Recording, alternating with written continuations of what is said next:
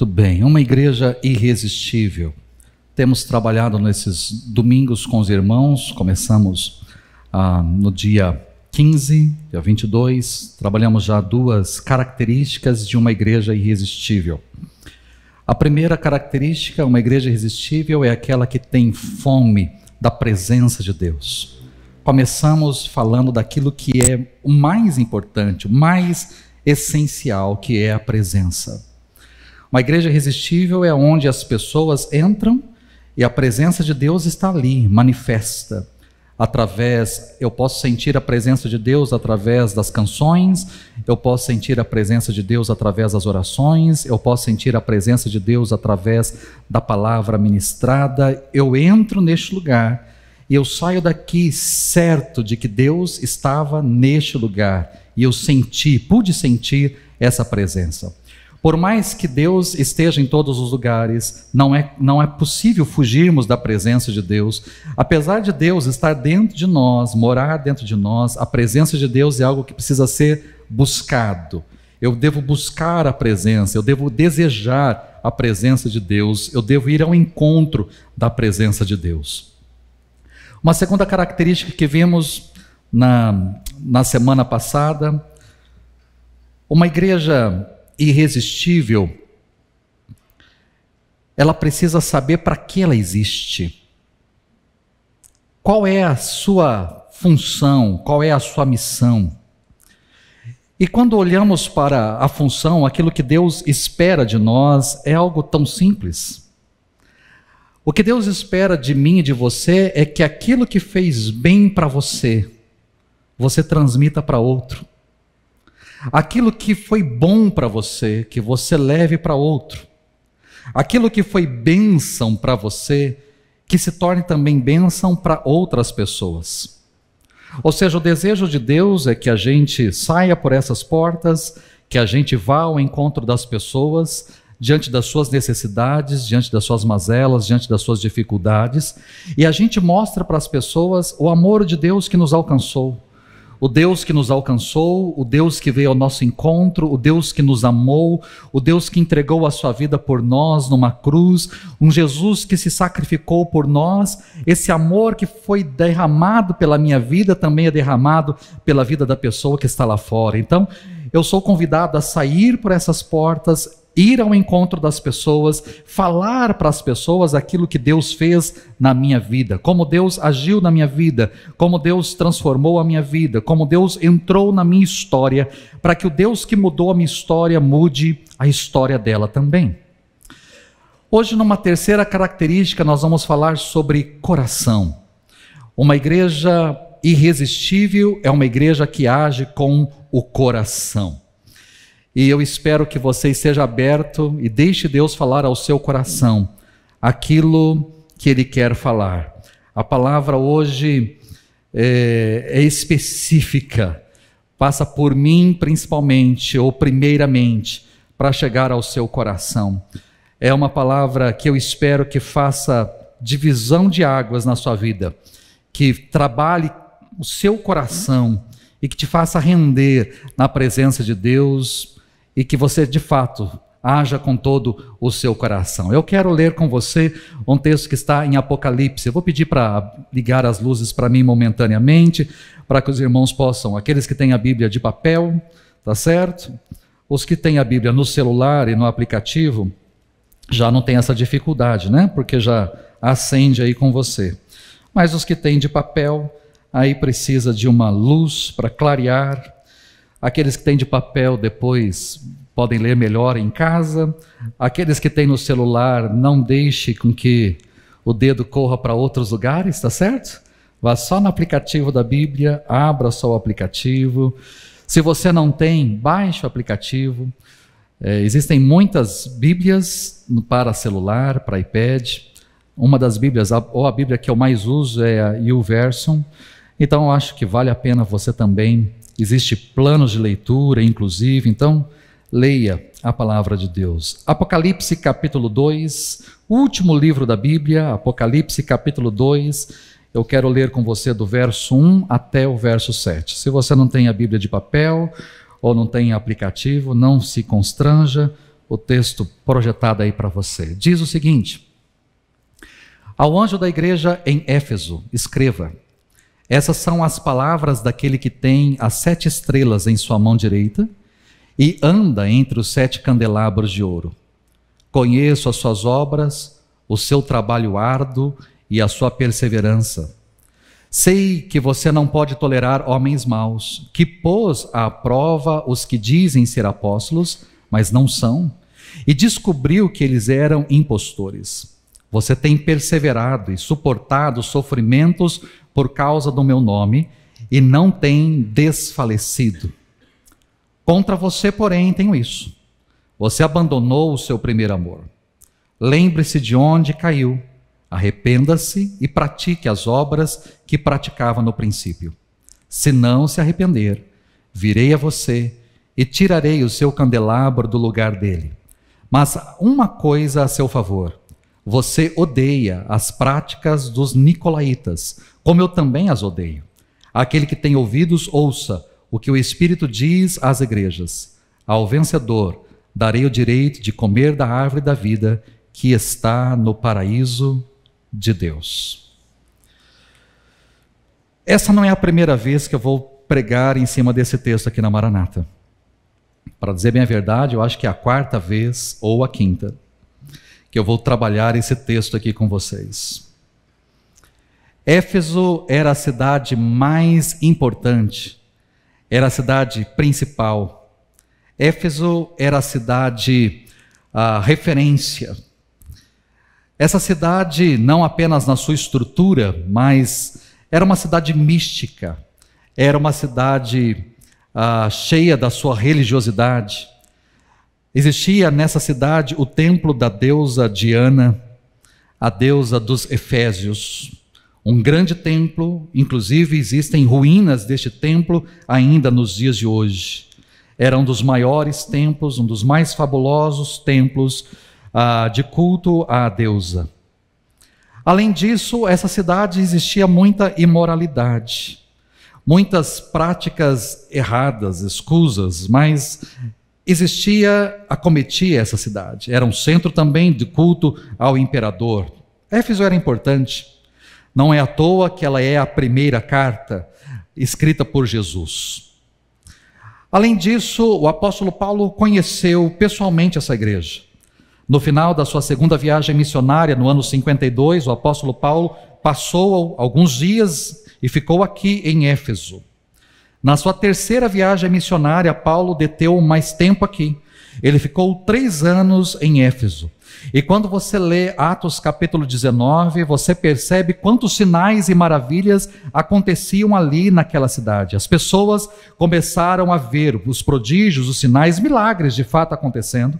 E as pessoas começaram a se entregar, houve um mover, um avivamento naquele lugar. E as pessoas começaram a se entregar a Jesus de tal maneira que aqueles que viviam da venda de ídolos, principalmente da deusa Diana, do comércio do templo, ficaram apavorados, porque aqueles que seguiam o caminho estavam naquele lugar.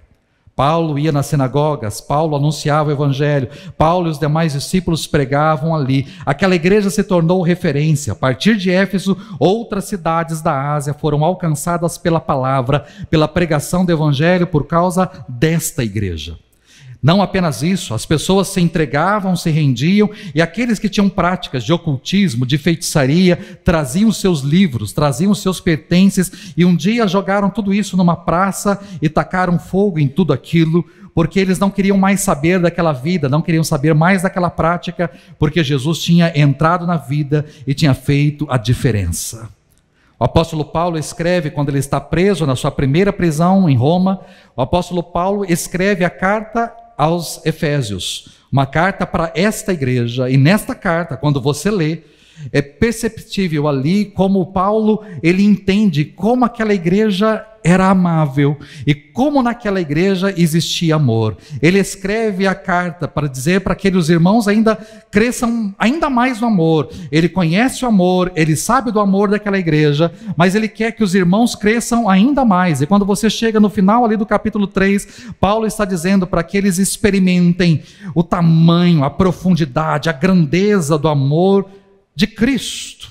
Eles devem experimentar uma vida plena e experimentar este amor de Deus derramado em favor dos crentes ali de Éfeso. Nós não temos diante de nós apenas uma carta, pura e simplesmente uma carta destinada a uma igreja. Nós temos um Jesus que dita essa carta. Por mais que o Apocalipse foi escrito por João, quando aqueles principalmente que têm a Bíblia escrita, as palavras de Jesus em letras vermelhas, e você chega no Apocalipse, existem algumas palavras que estão em letras vermelhas, e quando você pega o capítulo 2, capítulo 3, nós temos todas as palavras aí escritas em vermelho. Por quê? Porque essas cartas foram ditadas por Jesus, e é assim que ele começa dizendo na sua carta. Ele começa falando ao anjo da igreja em Éfeso, escreva, e aí ele começa a dizer o que é para ser escrito para o pastor daquela igreja, que era a referência, o que é que você deve escrever para o pastor dessa igreja. E Jesus se apresenta de uma forma linda.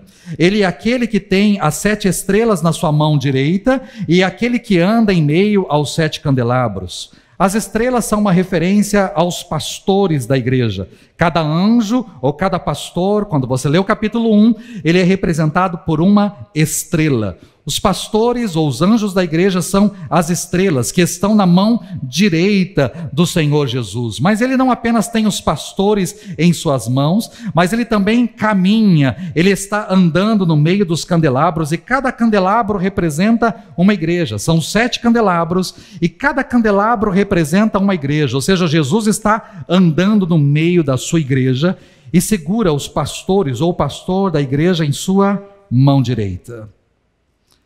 Eu fiz questão de colocar isso daqui porque nós, infelizmente, perdemos essa noção na nossa caminhada.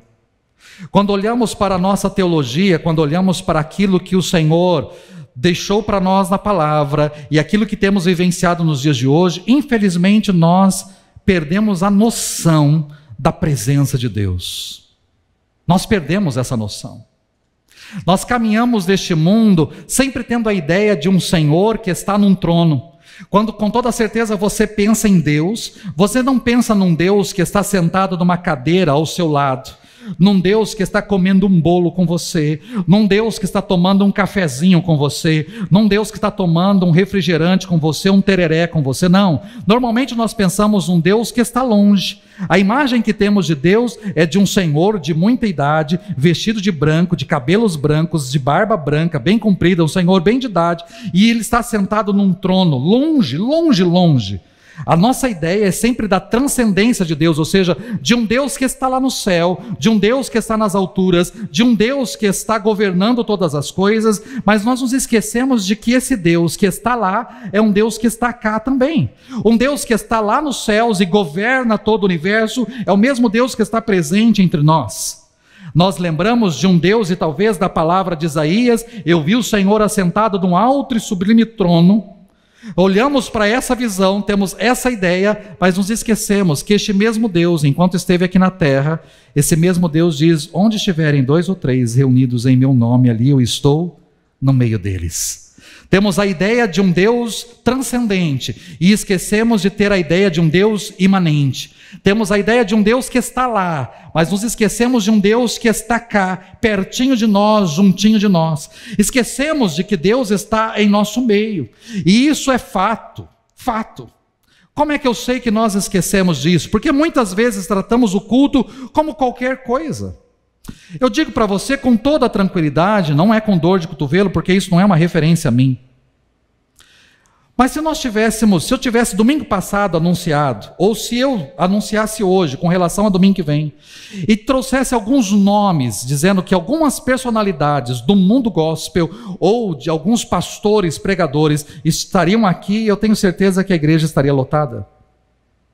Se eu dissesse para vocês, irmãos, olha, semana que vem, a Nívia Soares me ligou, ela vai estar passando por Campo Grande, ela com a banda, e ela quer dirigir o louvor aqui na nossa igreja. Então, domingo que vem, a Nívia Soares estará aqui conosco. Como é que você acha que estaria essa igreja?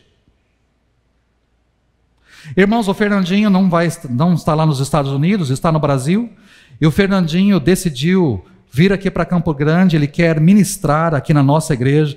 não vai cobrar nada, não vai nada, ele vem de todo o coração. E o Fernandinho, então, no próximo domingo, o louvor será com ele e com a banda dele. Como é que você acha que estaria essa igreja no próximo domingo? Se eu falasse, bom, Diante do Trono, ou Aline Barros, virá aqui para ministrar louvor ao nosso coração, é um prazer recebê-los aqui. Então, domingo que vem, teremos um louvor diferente, a Aline Barros estará conosco, ou Diante do Trono, a equipe vem de Belo Horizonte, eles não têm nada para fazer lá, está tudo tranquilo, o pessoal vem de Belo Horizonte, todos aqui para ministrar ao nosso coração na próxima semana. Como é que você acha que estaria essa igreja domingo que vem? Se eu dissesse alguns nomes de alguns pregadores, se eu falasse assim, olha, domingo que vem, Hernandes Dias Lopes, graças a Deus, Hernandes Dias Lopes, eu tenho tentado há 4 anos trazer o Hernandes aqui, eu não consigo. Mas o ano que vem, semana que vem, o Hernandes Dias Lopes estará ministrando a palavra do Senhor aos nossos corações. Como é que você acha que estaria essa igreja semana que vem? Ou David Leonardo, qualquer nome dos que bambam, né, que são bambambam por aí, que são grandes nomes, grandes pregadores, ou são influencers e tudo mais. Se eu falasse, como é que você acha que estaria essa igreja, se fosse hoje ou se fosse semana que vem? Mas Diante do Trono não vai estar, a Nívia Soares não vai estar, o Hernandes Dias Lopes não vai estar, o David Leonardo não vai estar, Fernandinho não vai estar. Sabe quem que vai estar domingo que vem aqui? Somente Jesus. Mas ele não é importante. Ele não é importante. E isso é um perigo quando nós perdemos a ideia da presença de Deus.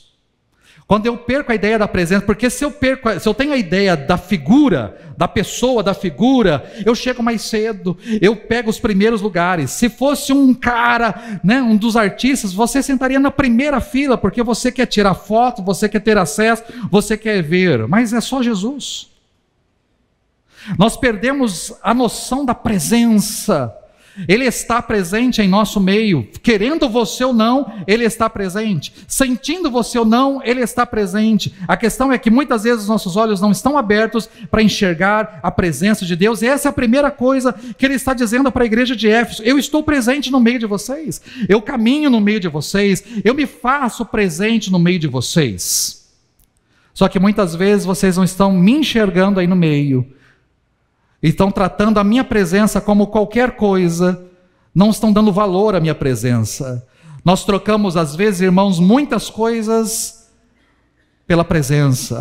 Hoje eu tenho um jogo do Palmeiras, eu vou assistir o jogo do Palmeiras, eu não vou assistir, né? Eu não vou ao culto, eu vou ficar para assistir o jogo.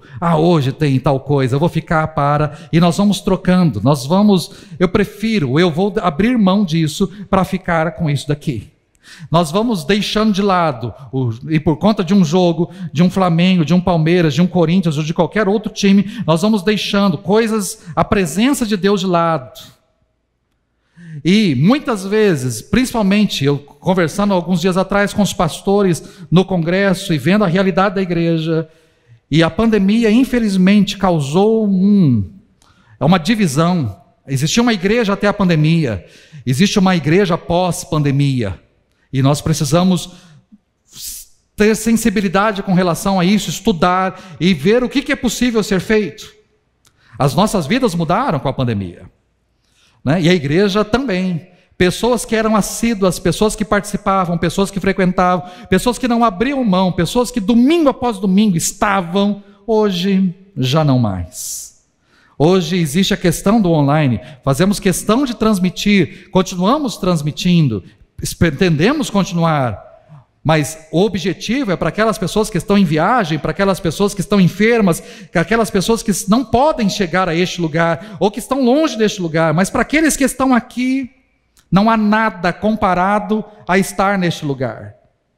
Você pode torcer para o seu time, para o seu Corinthians ou para o seu Flamengo, porque você está longe, mas aqueles que já foram na arena, ou aqueles que já foram no Maracanã, aqueles que já ficaram no meio da torcida, pode dizer para mim que não há nada igual estar lá no meio. Por quê? Porque lá vibra, porque lá existe presença, porque lá existe fervor, porque lá existe garra, porque lá existe amor, porque lá existe entrega. É totalmente diferente. Você pode assistir pela sua TV, mas é completamente diferente. Há emoção, mas não há nada que se compare a estar lá. Não há nada que se compare a estar neste lugar. Não é à toa que o salmista diz: é muito melhor estar um dia nos teus átrios do que 1000 em qualquer outro lugar. O pardal encontrou casa, a andorinha encontrou um ninho, mas eu encontrei os teus altares, porque não há nada que se compare à sua presença. É assim que o salmista diz no Salmo 27, uma coisa peço ao Senhor e a buscarei, que eu possa habitar em tua presença para todo sempre. Esse é o desejo do meu coração, não há nada que eu possa mais desejar que estar na tua presença, a presença do Senhor. Jesus começa a sua carta falando sobre a sua presença. Mas Jesus não apenas fala da sua presença, Jesus aí traz também qualidades. E quando eu olho para a igreja de Éfeso, era uma igreja maravilhosa, uma igreja fantástica, uma igreja com excelentes qualidades. E a gente olha para o texto e consegue perceber quais eram as qualidades dessa igreja. Primeiro, não era uma igreja parada, era uma igreja que trabalhava, era uma igreja que fazia muito. Jesus diz: eu conheço as suas obras. A primeira coisa que ele diz: eu conheço as suas obras, eu conheço o seu trabalho árduo. Era uma igreja que trabalhava, era uma igreja que servia, era uma igreja que se dedicava, era uma igreja que arregaçava as mangas, era uma igreja que fazia acontecer. Como eu disse para você, as igrejas da região foram alcançadas pelo trabalho desta igreja. Foi a igreja de Éfeso que fez a evangelização das cidades ao redor. Não era uma igreja que olhava para o seu próprio umbigo ou que ficava apenas entre as suas quatro paredes, não. Era uma igreja que saía, uma igreja que servia, uma igreja que avançava. Era uma igreja que trabalhava firme. Mas não apenas uma igreja que trabalhava, era uma igreja também que foi fiel à doutrina, foi fiel à palavra, que se manteve na palavra de Deus. Porque o apóstolo Paulo, quando se despediu dessa igreja, Atos capítulo 20, antes de ir para Jerusalém e ser preso, Paulo traz ali uma palavra para os presbíteros da igreja de Éfeso, dizendo: olha, eu estou saindo daqui, eu estou indo embora, eu estou abandonando, deixando vocês, provavelmente eu nunca mais voltarei, mas tomem cuidado, porque lobos surgirão dentre vocês. Vão surgir lobos que virão contra a igreja, e Paulo alerta os presbíteros contra os lobos, e aqui Jesus está falando a respeito desses lobos. A igreja de Éfeso, uma igreja que pôs à prova, uma igreja que não tolerou homens maus, uma igreja que pôs à prova aqueles que se diziam apóstolos, mas eram falsos, eram impostores. Ou seja, muita gente chegava na igreja dizendo: eu sou apóstolo, mas não era, eu sou profeta, mas não era, eu tenho uma palavra de Deus, mas não tinha, eu sou usado por Deus, mas não era usado por Deus. E aqueles homens e mulheres dessa igreja colocaram à prova todas as pessoas que chegavam e diziam: não, você não é. Você não é profeta, você não é apóstolo, você não é de Deus, você é uma pessoa má, você não é digno de assumir o púlpito dessa igreja, você não tem capacidade de instruir essa igreja. Eram pessoas que tinham discernimento espiritual para entender quem era e quem não era de Deus, quem era usado por Deus e quem não era, quem tinha a presença de Deus e quem não tinha, quem falava por Deus e quem não falava. Eram pessoas fiéis à palavra, fiéis à doutrina, fiéis àquilo que os apóstolos tinham deixado lá atrás. Por mais que os apóstolos, a grande maioria já estava morta, apenas João estava vivo, todos os outros apóstolos já estavam mortos, mas é uma igreja que perseverava na palavra, que perseverava na doutrina, que perseverava no conhecimento que tinha vindo dos apóstolos, transmitido por Jesus aos apóstolos e dos apóstolos para a sua igreja. Não apenas eles perseveraram diante desses homens maus, mas quando a gente vai um pouquinho mais para frente, no versículo de número 6, há uma referência aos nicolaítas. Os nicolaítas faziam parte de um grupo, uma seita, que estava dentro da igreja e que dizia para os crentes daquela época: é possível você ter um pé em duas canoas. Você pode estar com um pé no mundo e você pode estar com um pé na igreja. Você pode, com toda certeza, usufruir o que a igreja tem de melhor, mas você também pode usufruir o que o mundo tem de melhor. Não precisa ter todo esse monte de exigência que a igreja ou que os apóstolos colocaram sobre vocês, não. Vocês podem experimentar o melhor da igreja e vocês podem experimentar o melhor do mundo. Vocês podem viver lá e cá de forma muito tranquila. Mas os crentes de Éfeso disseram não para os nicolaítas: não, nós não queremos isso, nós não aceitamos isso. E não apenas eles perseveravam na palavra, mas eles perseveravam também em meio à perseguição, porque diz lá conheço as suas obras, conheço o seu trabalho árduo e conheço a sua perseverança. Como eu falei, Éfeso era uma cidade importante, centro do culto ao imperador. Muita perseguição existia sobre a igreja, mas eles permaneceram firmes. Pessoas estavam sendo colocadas ali, perseverados, suportavam sofrimentos por causa do nome do Senhor. Eles estavam sofrendo por causa de Jesus, eles estavam padecendo por causa de Jesus, mas eles não abriam mão de seguir a Jesus, de ter a Jesus, de continuar no caminho do Senhor. Ou seja, quando eu olho para essa igreja, que igreja? Uma igreja que tinha palavra, uma igreja que tinha discernimento, uma igreja que tinha uma sabedoria, uma igreja que perseverava na doutrina, uma igreja que perseverava em meio à perseguição, uma igreja que não negociava os seus princípios e valores, uma igreja que trabalhava e fazia muito acontecer. É uma igreja linda. Mas eu digo que por mais linda que essa igreja seja, ela não é perfeita. Jesus traz as qualidades, mas Jesus também aponta o defeito dessa igreja. E o defeito é apontado no verso de número 4. Contra você, porém, tenho isto: você abandonou o seu primeiro amor. Você abandonou o seu primeiro amor. A igreja de Éfeso, à medida que o tempo foi passando, ela continuou fazendo as coisas, mas agora ela fazia apenas por fazer.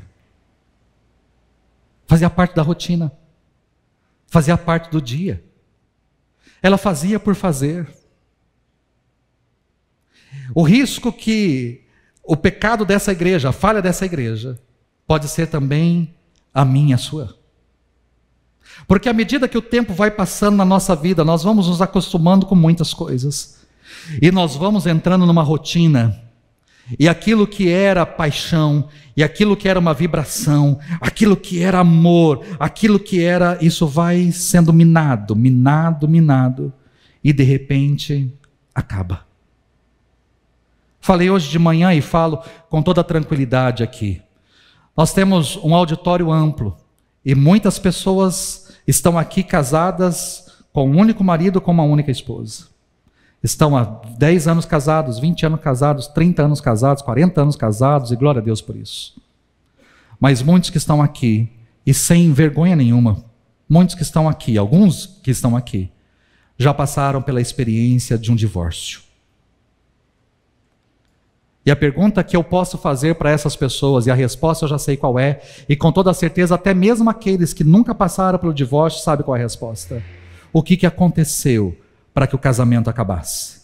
O que aconteceu porque vocês se divorciaram? O que aconteceu? Sabe qual é a resposta? Aquilo, pastor, que era amor, aquilo, pastor, que era paixão, aquilo acabou. Por quê? Porque dia após dia as coisas foram entrando na rotina. E existem muitos casais que infelizmente não enxergam isso. Podem até mesmo estar na igreja, por mais que já são casados há muitos anos e estão dentro da igreja, mas entraram numa rotina, entraram numa mesmice, entraram num marasmo, e continuam, e vão fazendo, e vão continuando. Até que talvez um dia alguém grite dizendo: eu não aguento mais. Eu não aguento mais esse relacionamento. Nós estamos dentro da mesma casa, nós estamos debaixo do mesmo teto, nós comemos da mesma comida, nós vamos aos mesmos lugares, nós pagamos as mesmas contas, dividimos as contas, mas eu não aguento mais esse relacionamento. Por quê? Porque esfriou, porque eu não tenho mais paixão, eu não tenho mais amor, eu não tenho mais vontade, eu não tenho mais desejo. São amigos que estão debaixo do mesmo teto, mas não são amantes. Isso acontece num casamento, isso acontece num trabalho. Quantas pessoas saem de uma faculdade com sonhos e com vontades? Quantos pastores saíram comigo da faculdade com sonhos e vontades e entraram no ministério e não estão mais? O ano que vem eu completo 25 anos de formatura em teologia. Estávamos num congresso tentando pensar alguma coisa para a gente juntar a turma, mas não vão estar todos. 2 já partiram e estão com o Senhor. Pastores que até o final da sua vida partiram jovens, com 40 e poucos anos, mas foram se encontrar com o Senhor. Mas muitos que se formaram já não são mais pastores, já não servem mais. Talvez tinha um fogo, desejo lá no tempo da faculdade, no tempo do seminário. Talvez sonhos e desejos que estavam no coração e na mente, e dizendo: eu vou sair, eu vou assumir uma igreja, eu vou fazer isso, eu vou fazer aquilo, e Deus vai abençoar, e a gente vai. Mas de repente o ministério foi tão sufocante, que ele disse: eu não aguento mais, chega para mim, eu não aguento mais isso. Não aguento mais ter que preparar sermão, não aguento mais ter que pregar, não aguento mais ter que lidar com pessoas, não aguento mais ter que aconselhar, não aguento mais visitar, não aguento mais velório, não aguento mais batizar, não aguento mais, chega para mim. Quantos pastores talvez disseram: não dá mais, eu não aguento mais reunião, não aguento mais estatística, não aguento mais relatório, não aguento mais presbitério, não aguento mais, chega, acabou para mim. E estão fazendo qualquer outra coisa hoje, mas não servem mais o Senhor na igreja. Isso não acontece só com pastores. Quantos de nós saímos da faculdade, ou saímos com todo sonho e desejo no coração: eu vou fazer isso, eu vou atender, e de repente aquilo foi se tornando um fardo. Quantas pessoas que acordam ou vão acordar amanhã dizendo: eu tenho mesmo que trabalhar. Aquilo que queimava não queima mais, aquilo que trazia vibração não vibra mais, aquilo que trazia expectativa e sonho, isso não acontece mais, porque a gente foi entrando numa rotina, porque as coisas nos sufocam, o mundo nos sufoca, as cobranças e exigências nos sufocam, e nós vamos nos desgastando, e de repente a gente vai arrastando para o trabalho, mas não vai mais com vibração, com vontade. Ou seja, nós perdemos o primeiro amor lá no nosso casamento, nós perdemos o primeiro amor lá no nosso trabalho, nós perdemos o primeiro amor também com relação à fé. Porque quantas pessoas ao se converterem têm o desejo no coração, entram para fazer acontecer, e vão e participam da igreja, e tem o culto do domingo e vem. Eu já vi gente que vinha no culto domingo de manhã, no culto domingo à noite, não tinha ministério nenhum, não fazia nada, ouvia a mesma palavra, eu pregando 2 vezes, pregar uma vez já é difícil ouvir, imagina ouvir o pastor Wagner 2 vezes no mesmo dia. Então vinha de manhã, vinha à noite, ouvia a mesma palavra, o mesmo louvor, mas estava domingo de manhã, domingo à noite, escola dominical, culto na terça, culto sei lá, tudo que tinha, ele estava presente. Mas depois a terça não existe mais, a quinta não existe mais, a escola dominical não existe mais, o culto de vez em quando eu vou. Por quê? Porque foi se esfriando.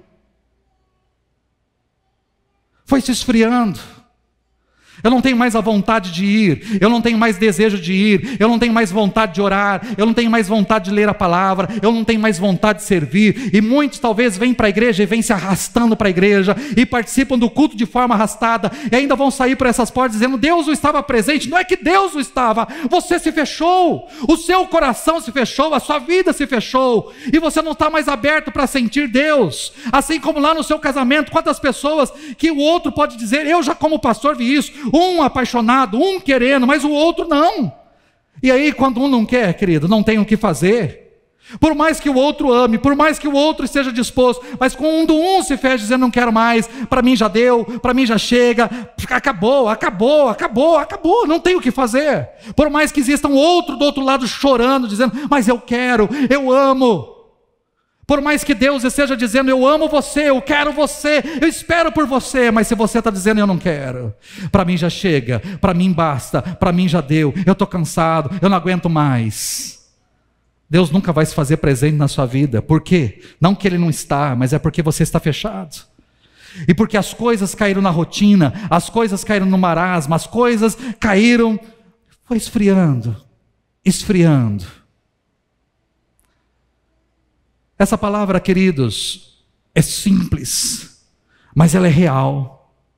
Como pastor, eu vejo muitas pessoas que vão se esfriando diante de Deus, pessoas que não deixam mais Deus agir e fazer, pessoas que já não se relacionam mais com Deus, vão se esfriando. Eu sei que as situações do mundo exatamente vêm para nos esfriar, vêm para apagar a nossa fé, vêm para apagar o nosso desejo de estar na presença de Deus. As situações são assim, as coisas acontecem na igreja inclusive para isso. Uma igreja irresistível não é uma igreja perfeita, e nenhuma igreja nessa face da terra é perfeita, porque ela é feita de pessoas que falam que não devem, agem de uma forma que não devem, pessoas que passam dos limites, que machucam, e muitas pessoas às vezes vão esfriando. Não vou mais por causa de fulano de tal, não vou mais porque fulano de tal fez isso, não vou mais porque a igreja não valorizou, não vou mais porque... E aí vão esfriando, e quando vê, estão fora. Essa palavra não é só para você, essa palavra é para mim, porque para mim ainda é muito mais desafiador do que para você. Esse ano completa 40 anos de caminhada, da minha caminhada cristã. Essa carta foi escrita 40 anos depois. Eu tenho 40 anos de conversão. 40 anos em que minha mãe recebeu Jesus e por causa dela nós começamos a participar e Jesus começou a fazer parte da minha vida. Eu não digo que é 40 anos da minha conversão exata, porque o meu encontro com Jesus se deu 5 anos depois. Não em 84, mas em 89. Foi um pouco tempo depois, mas ali que foi o meu encontro com o Senhor. Mas desde 84 eu tenho caminhado com o Senhor, ou seja, eu estou há 40 anos na igreja. Eu não sou a pessoa mais velha de igreja aqui. Existem pessoas talvez que estejam mais que 40 anos participando de uma comunidade. É desafiador. Você pode ter a opção de vir ou não algum domingo. Eu tenho que estar aqui todo domingo. Eu tenho que servir todo domingo, eu tenho que pregar todo domingo, eu tenho que ensinar todo domingo, eu tenho que falar com você todo domingo, eu tenho que trabalhar todo dia e funcionar como pastor todo dia. Por isso que eu falo que a palavra para mim ainda é mais desafiador. Por quê? Porque eu posso, como pastor, deixar as coisas entrarem na rotina. São 40 anos de caminhada. São 40 anos que eu ouço as músicas, são 40 anos que eu ouço os hinos, são 40 anos que eu leio a mesma palavra, 40 anos que eu estou relacionando com o mesmo Deus, 40 anos casado com Ele, 40 anos vivendo com Ele. São 40 anos que eu preciso me debruçar sobre a mesma palavra para pregar para você. A mesma palavra há 40 anos. É mais desafiador para mim, porque eu sou pago. Além disso, eu sou pago. Ou seja, existe um risco de fazer as coisas por dinheiro. Existe o risco de estar pregando por dinheiro, de ser pastor por dinheiro, por rentabilidade, por retorno financeiro, porque todos os pastores que trabalham integralmente recebem benefícios da igreja. Então eu corro o risco de estar fazendo as coisas por dinheiro. E de igrejas maiores darem dinheiro muito mais para que a gente possa ir. Eu corro o risco de fazer as coisas por prestígio, de fazer as coisas por reconhecimento, por mérito. Eu corro o risco de pessoas me valorizarem demais e aplaudirem demais e de me colocarem num pedestal que não é meu. E de eu estar nessa plataforma para que as pessoas me vejam, para que as pessoas me reconheçam, para que o mundo entenda quem é o pastor Wagner. Eu corro o risco de deixar tudo isso se tornar algo frio, mecânico, rotineiro, e de não fazer por amor. A minha palavra é tão simples para você, porque nós corremos o risco de fazer tudo, e principalmente aqueles que servem na igreja, da gente fazer tudo isso pela rotina, fazer tudo isso por simplesmente fazer. Eu lidero um curso simplesmente por liderar, eu lidero uma célula simplesmente por liderar, eu toco e canto aqui à frente e faço parte de uma rotina simplesmente por tocar, porque eu gosto de tocar, porque eu gosto de cantar, e aí eu venho para cá para tocar e cantar, e aí as pessoas de certa forma me assistem. Eu subo aqui para pregar porque as pessoas me assistem, ou eu estou à porta apenas por estar, porque as pessoas ali, e assim por diante. Existem muitos ministérios e serviços na igreja, e as pessoas podem fazer simplesmente por fazer, cair na rotina. Ai, hoje sou eu que estou na escala. Ai, hoje sou eu que tenho que ir. Ai, eu que vou trabalhar. Ai, eu que vou ficar na porta. Ai, hoje sou eu que dou aula para as crianças. Ai, hoje sou eu que canto. Ai, hoje sou eu que estou lá na mídia. Ai, hoje sou eu. Você pode trazer isso. E quando você começa a dizer, ai, sou eu, significa que já não há mais amor. Eu estou fazendo por obrigação. Eu estou fazendo porque eu dei o nome, colocaram o meu nome, agora não tem como eu escapar. Vai ficar chato se eu disser que eu não vou. Se por acaso você está trazendo as coisas e fazendo as coisas com sofrimento, com peso, está na hora de você pensar. Está na hora de pensar.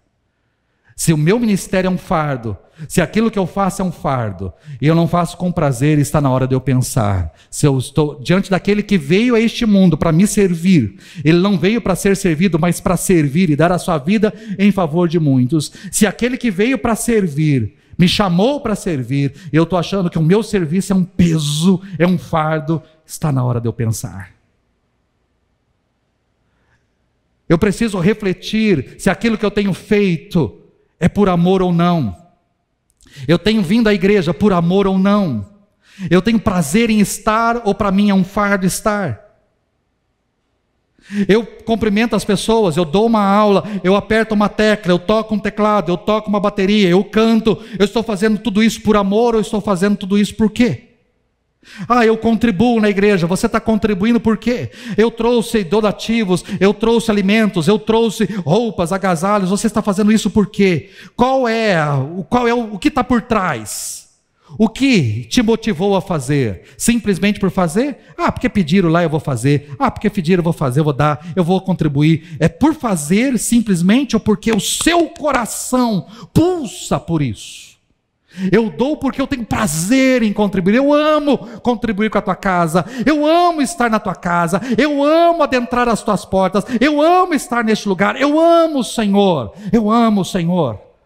Eu estou aqui porque eu sirvo, eu cumprimento, eu abraço, eu tiro uma foto, eu aperto uma tecla, eu toco um instrumento, eu canto, eu faço isso por quê? Porque eu amo o Senhor, não amo a igreja, eu não amo o pastor Wagner. Ninguém está sendo chamado para amar a igreja ou para amar o pastor Wagner. Você está sendo chamado para amar a Jesus. Ele é o centro, Ele é a razão, Ele é a motivação, é Ele que tem que ser honrado, é Jesus que se entregou por mim e por você, é Ele. Eu toco por Ele, eu canto por Ele, eu dou uma aula por Ele, eu tiro uma foto por Ele, eu aperto uma tecla por Ele, eu abraço uma pessoa por Ele, eu entrego um alimento por Ele, porque eu vivo para Ele. Ele é a razão da minha existência, é por Ele.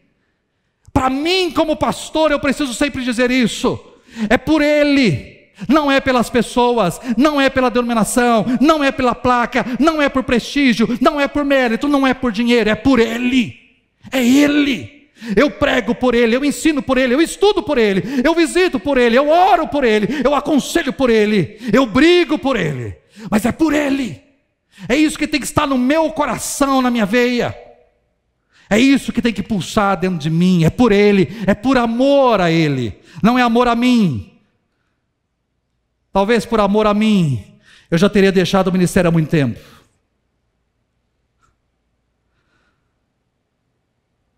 Mas por amor a Ele, até quando Ele permitir, a gente segue. É por Ele. E eu tenho que ter sempre isso no coração, queridos. Sempre isso no coração. Quando eu subo essa plataforma, eu não subo sozinho. Antes de mim teve uma equipe de louvor. Ontem de manhã eles estiveram aqui ensaiando.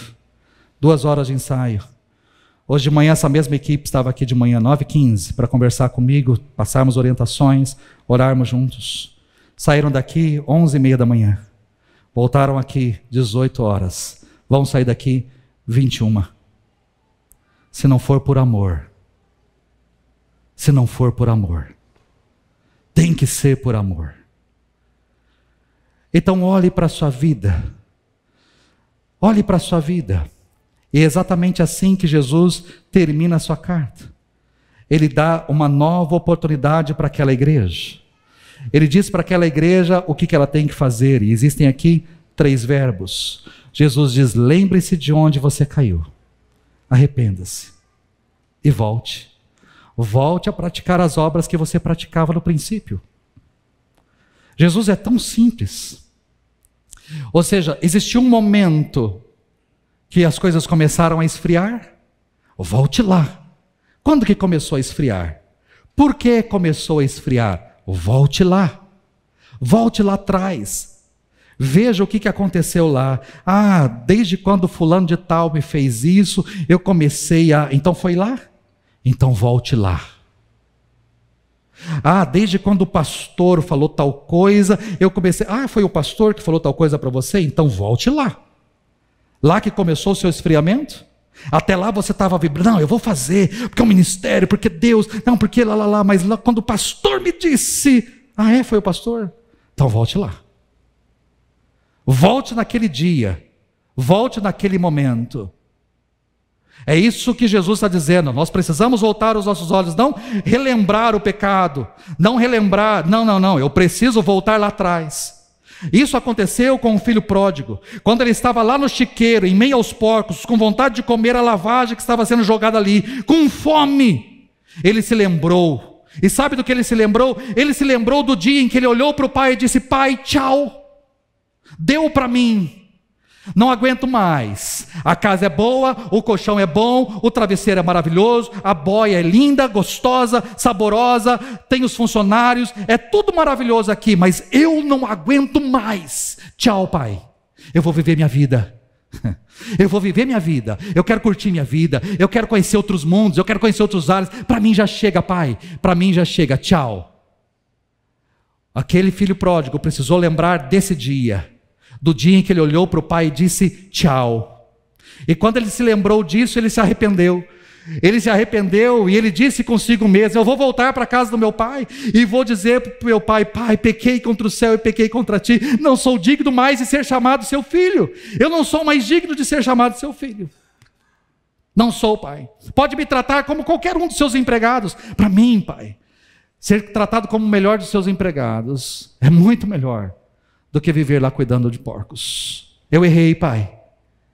Eu estou de volta. É assim que nós precisamos fazer. Onde caímos? Onde que começamos a esfriar? Eu li a Bíblia, mas já não leio mais. Onde? Por quê? O que aconteceu que você abandonou a palavra? Nossa, eu orava mais, muito mais. O que aconteceu que você tem abandonado a oração? Eu participava muito mais dos cultos. O que aconteceu que te desmotivou a participar? O que é que tem entrado na sua vida? O que tem acontecido na sua vida que tem desmotivado você? Volte, lembre-se, arrependa-se e volte a praticar aquilo que você praticava antes. Volte a praticar aquilo que você praticava antes. Como você pode servir de todo o seu coração ao Senhor? Como você pode servir? Eu termino essa mensagem com um desafio. O amor por Jesus é o que determina o impacto de uma igreja. Sabe o que é uma igreja irresistível? Não é só quando a presença de Deus é manifesta. Não é só quando ela sabe que tem que ir e pregar o evangelho e falar do amor de Deus. Mas quando este amor é sentido. Quando este amor é sentido. As pessoas precisam entrar por aquela porta e elas precisam sentir o amor de Deus. Eles me abraçaram com tanto amor. Nossa, como eles me abraçaram. Eu entrei naquela igreja e eles me abraçaram. E eu senti amor. Eles não estavam fazendo por obrigação. Eles me amaram. Eles olharam para mim, eles me cumprimentaram. As pessoas precisam olhar para mim e sentir amor. Nossa, como eu senti amor. O pastor pregava e à medida que ele pregava, falava ao meu coração, aquilo queimava. E eu senti que ele não estava fazendo aquilo por obrigação, ele estava fazendo aquilo de paixão. Como o pastor é apaixonado pela palavra, como ele é apaixonado pelas coisas de Deus, eu sinto a paixão quando ele prega. Como eu senti o amor de Deus nas suas palavras. Quando a equipe cantava, meu Deus, como eu senti, quando eles bateram palma, quando eles olharam para mim, como eu senti o amor. Eles estavam ali fazendo por amor, estavam ali em amor ao Senhor. Mas como eu me senti amado com isso, quando me entregaram um copo de suco, quando pegaram o meu telefone, o meu contato e me mandaram uma mensagem dizendo: olha, muito bem-vindo à nossa igreja. Como eu me senti amado. Então, queridos, aqueles que servem, por favor, façam por amor, não amor a mim. Eu não quero que você me ame. Eu prefiro muito mais que você me respeite do que você me ame. Eu não preciso do seu amor. Eu já tenho o amor de Jesus sobre a minha vida. Eu não quero o seu amor, eu quero o seu respeito.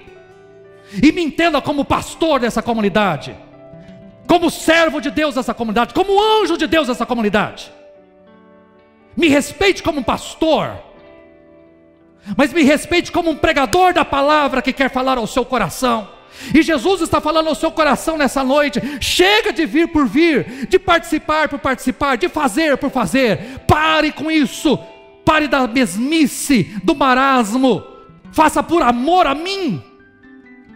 Senão, não é melhor você vir a este lugar? Se você vier a este lugar, venha por amor. Se você quiser servir, sirva por amor, mas faça porque você me ama, e não porque você está sendo obrigado ou forçado a alguma coisa. Faça por amor. A minha palavra é para o seu coração de forma muito específica, querido.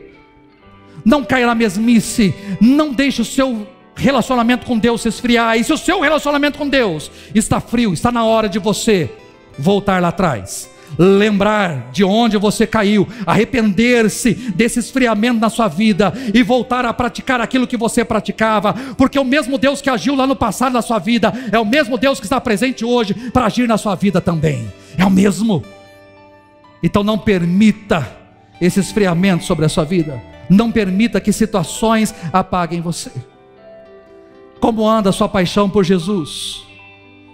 Como anda o seu amor por Jesus?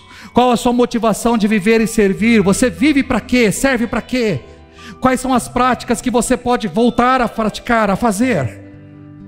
Por amor ao Senhor. Por amor. Hoje de manhã, algo me constrangeu demais. Pedi para o Rajim me colocar a foto aí para mim.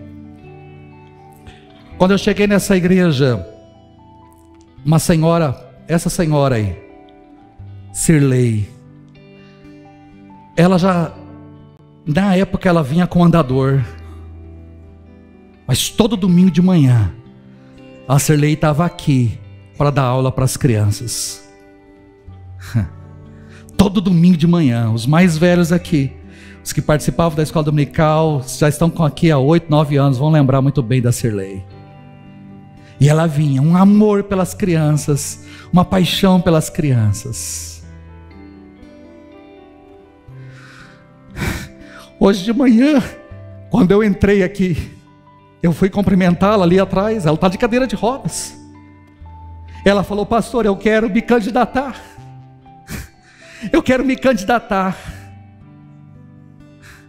Uma senhora de 80 anos, uma cadeira de rodas, dizendo: eu quero me candidatar porque eu quero servir.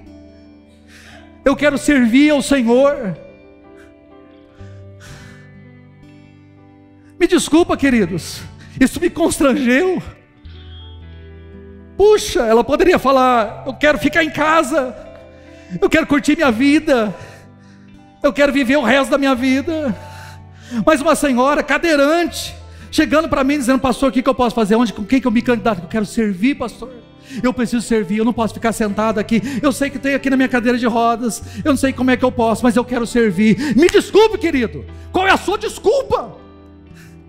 Qual é a sua desculpa para ficar sentado aí no banco, sem fazer nada? Qual é a sua desculpa? Será que o Senhor não está falando com você nessa noite? Será que Ele não está transmitindo o que Ele quer para você nessa noite? Até quando você vai ficar dando desculpa? É porque eu trabalho muito, é porque eu estudo muito, é porque eu não posso, é porque eu tenho muitas atividades. Qual é a desculpa que você dá diante de uma senhora dessa? Queridos, isso me impulsiona o coração quando eu vejo alguém nessa idade, mesmo na sua situação, dizendo: eu quero servir porque eu amo o meu Senhor. Eu estou aqui porque eu quero. Enquanto você está dizendo não, tem gente disposta a fazer. Então, meu querido, acorda. O Senhor está sendo muito claro com você nessa noite. Acorda, saia da mesmice, saia do marasmo, saia dessa sua rotina, saia do automático. Sirva de coração, viva de coração, cante de coração, venha de coração, contribua de coração, faça de coração. O Senhor quer o seu coração. Faça de coração, não por fazer. Não venha por vir, não dê por dar, não faça por fazer, não entregue por entregue. Não sirva por servir, faça de coração. E se Deus está te chamando nessa noite para ser uma igreja irresistível, é você que tem que me ajudar a ser uma igreja irresistível. A igreja irresistível não depende só de mim, a igreja irresistível depende de cada um de nós, pessoas que amam. E eu espero pessoas que entrem por essa porta e que venham aqui, e que venham e sintam esse amor, não só em mim, mas em cada um de nós. E posso dizer: que igreja, essa igreja ama, como essa igreja ama ao Senhor e ama as pessoas. Vamos ficar em pé.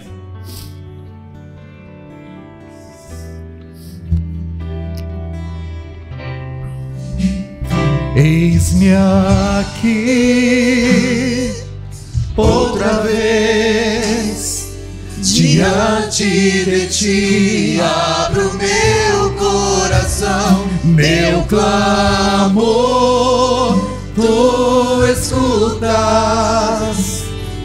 e fazes cair as barreiras em mim. És fiel, Senhor,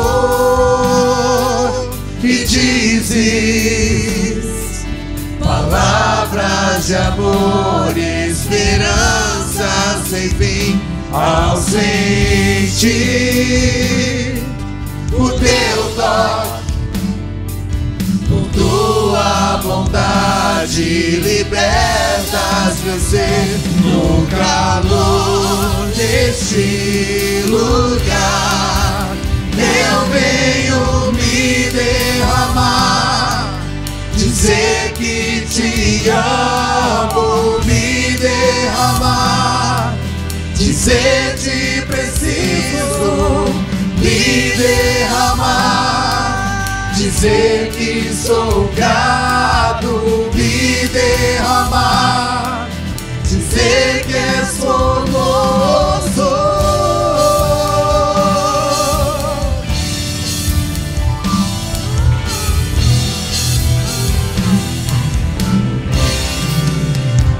Eis-me aqui outra vez, diante de ti abro meu coração, meu clamor tu escutas. Escute, Senhor, e fazes cair as barreiras em mim. És fiel, Senhor, e dizes palavras de amor e esperança sem fim. Ao sentir o teu toque, por tua bondade libertas meu ser.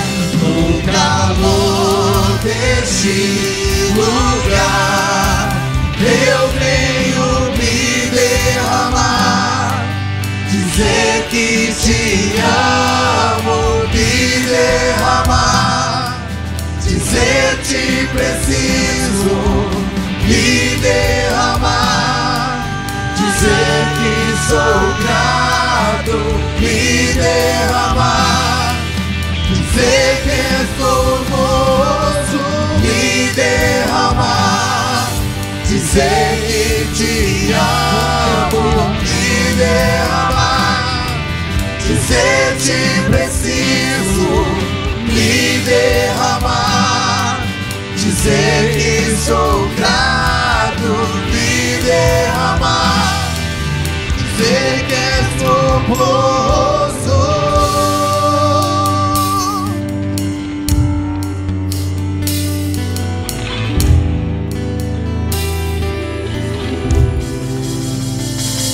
o Senhor falou ao seu coração. O que você tem para falar a Ele? Deus, ouça a nossa oração nessa noite. Que essa pregação não seja em vão. O Senhor nos chamou nessa noite para te amar. É isso que o Senhor quer. Diante de tanto amor que o Senhor derramou, o que o Senhor quer é que nós te amemos e que a gente faça as coisas por amor, não pela rotina, não pela mesmice, não porque fomos acostumados a fazer, já estamos há tantos anos fazendo isso, não. O Senhor quer amor, que a gente faça porque a gente te ama. Nós te amamos, cantamos porque te amamos, tocamos porque te amamos, servimos porque te amamos, apertamos botões porque te amamos, damos aula porque te amamos, pregamos porque te amamos. A gente vem a este lugar porque te ama, a gente contribui porque te ama. É por amor. Que seja essa marca, seja essa característica dessa igreja, que ela seja irresistível, porque as pessoas amam o Senhor e fazem por amor o que tem que fazer. Seja com cada coração aqui, seja com cada vida.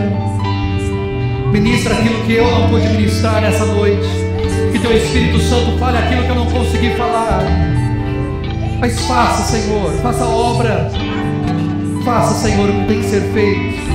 Quebre corações nessa noite. Pessoas que estão frias, sejam em nome de Jesus incendiadas nessa noite. Pessoas afastadas, pessoas, ó Deus, distantes, sejam, ó Deus, tocadas pelo Senhor nessa noite. Pessoas, ó Deus, que não têm mais relacionamento contigo, Deus, que haja restauração nessa noite. Fome, sede, desejo do Senhor nessa noite. Faça a tua obra, Senhor. Faça a tua obra, Espírito Santo, aquilo que eu não consigo fazer. Obrigado por esse tempo, Senhor. Obrigado por essa noite. Obrigado pela palavra. Obrigado pelo que tivemos. Vamos sair daqui, leva-nos para casa em paz, em segurança. Dê-nos, Senhor, uma excelente semana. Terça abençoada no culto aqui. Sexta, uma vigília abençoada neste lugar. Que o próximo domingo seja uma bênção ainda maior sobre as nossas vidas. Caminhe conosco, seja conosco e nos abençoe como teu povo. Essa é a nossa oração em nome de Jesus. Que o Senhor abençoe e guarde você. Que o Senhor sorria para você e presenteie você. Que o Senhor olhe para você bem nos seus olhos e o faça prosperar. Que a graça do Senhor Jesus, o grande amor de Deus o Pai, e que a comunhão do Espírito seja sobre a sua vida e sobre todo o povo de Deus, hoje e para todos sempre. Amém e amém. Uma semana abençoada, meu querido. Deus te abençoe. Em nome de Jesus.